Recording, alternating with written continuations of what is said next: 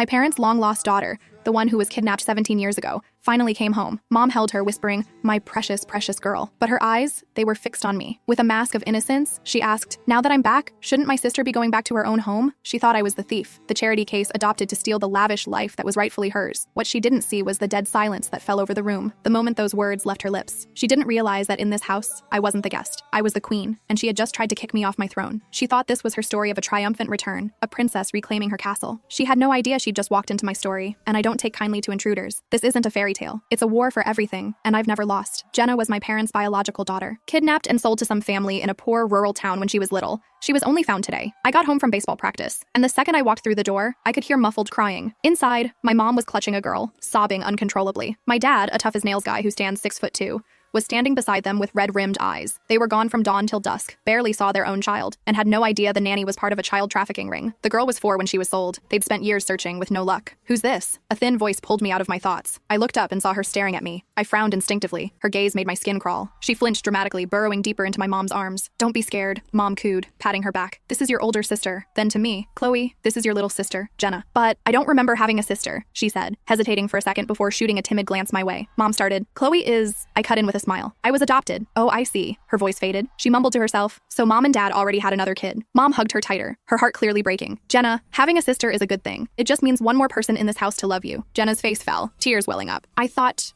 Mom and Dad would only love me. Why do you have to share my love with a sister?" Okay, now I was sure. That crawling feeling wasn't my imagination. She was hostile. I could understand it, I guess. She'd been through hell and finally came home, only to find her parents had been raising another kid in luxury. It had to sting. I was about to try and explain. Jenna cut me off by bursting into loud sobs. "Maybe I shouldn't have come back. Am I just interrupting your happy family of 3? Dad panicked. "Jenna, what are you talking about? Your mother and I have been waiting for this day for years. We're overjoyed to have you home. What parent wants their child to suffer out there?" Jenna looked at Dad, her eyes wide and helpless. "Really? Of course." That seemed to be the answer she wanted. Her tears stopped and a smile broke through. She threw her arms around Dad, resting her head on his shoulder like a dependent child. "Thank you, Daddy." My parents let out a collective sigh of relief. A second later, she dropped the bomb. "So, since I'm back, shouldn't my sister be going home now?" The air went still. The only sound was the soft, shallow breathing of people trying not to breathe. She looked at Mom, her eyes full of expectation. Mom flinched and looked away. Dad pretended to be fascinated by his cup of tea. She finally sensed something was wrong. Her expression turned to one of panic. "Dad? Did I say something wrong?" But I saw it. A flash of pure resentment in her eyes. It made me pause. Dad cleared his throat. "Having 2 daughters. Think of the bragging rights. It looks good on me. Let's just keep things as they are." Mom chimed in. "Yes, and